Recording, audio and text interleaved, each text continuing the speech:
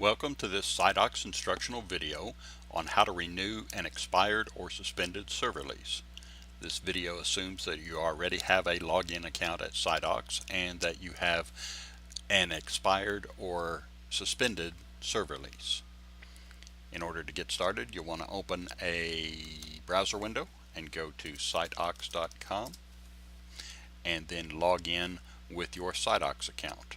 To do that, go to the upper right hand corner, click on Account, and select the Login option. Here you'll enter your email address that is associated with your SiteDocs account. I have a video account set up for the purposes of displaying these videos, so I'm going to enter video@sitedocs.com and the password associated with that. Now, of course, you're going to enter your own email address, not video@sitedocs.com. And then we'll click the login button. That will take us to the account information page. From here, I can click on the account menu bar services option and select my services, and it will show me my products and services that I currently have at SiteDocs.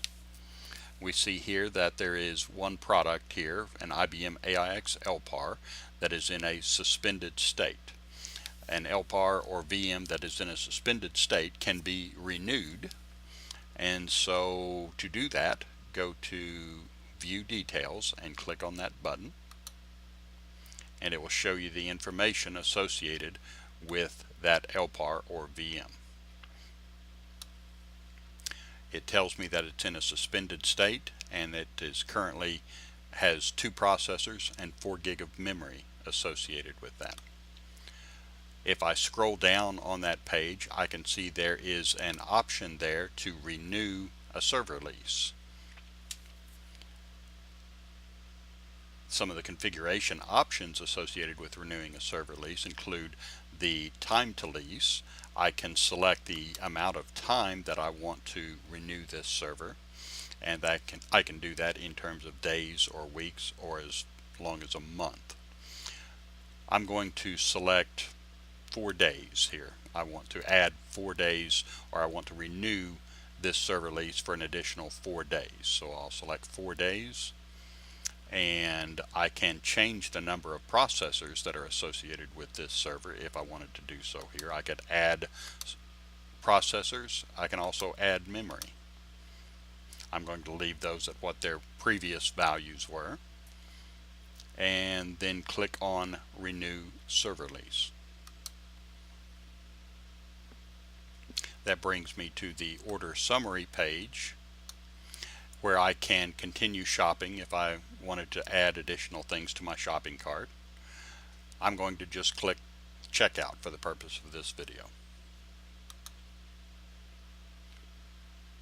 That brings us to our checkout page, which shows us everything that we have ordered, and it shows us the details associated with the user placing the order. It shows us the payment information associated with the user placing the order. And if there were more than one payment methods, it would show us those and allow us to pick which payment method we wanted to use. Then I'll click the checkbox that says I have read and agreed to the terms of service, and then I will click on the complete order button to place the order and renew the server.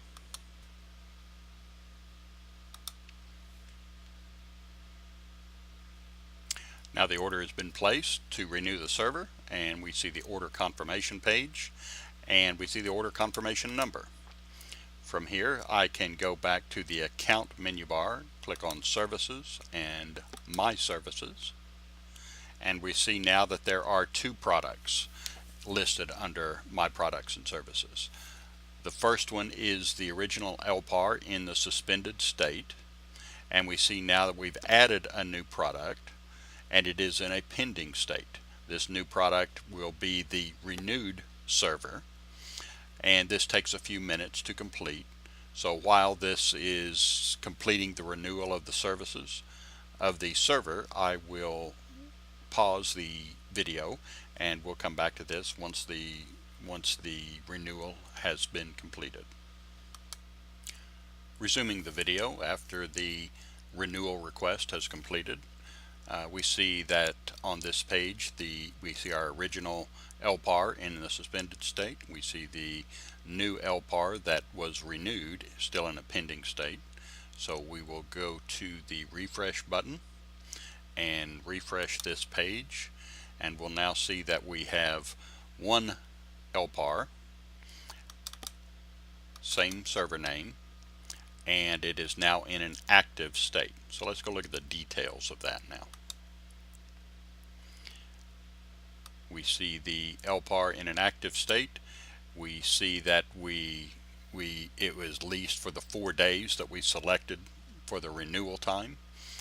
2 processors, 4 gig of memory. We left that at the default values. You would have also received an email that tells you that the renewal was complete and a support ticket was generated. So we can go look at those support tickets, click on the support option in the account menu bar and click on tickets. We'll see that we have a support ticket that says our system was renewed.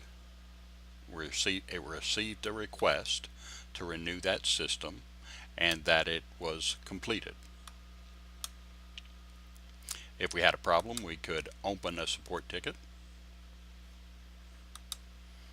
Let's go back to My Services and see that here's our LPAR in our list of services in an active state. So that LPAR has been renewed and is up and active and can be accessed using the connection information that was previously configured on that LPAR. If we need additional information about how to do things in SiteOx, you can go to siteox.com. There is a knowledge base that contains a lot of information about how to do things in SiteOx. You can get to that knowledge base from that URL, or you could go to the site menu bar and click on support and knowledge base, and it will take you to that same location. Under the knowledge base, there are lots of instructional videos that tell you how to do things.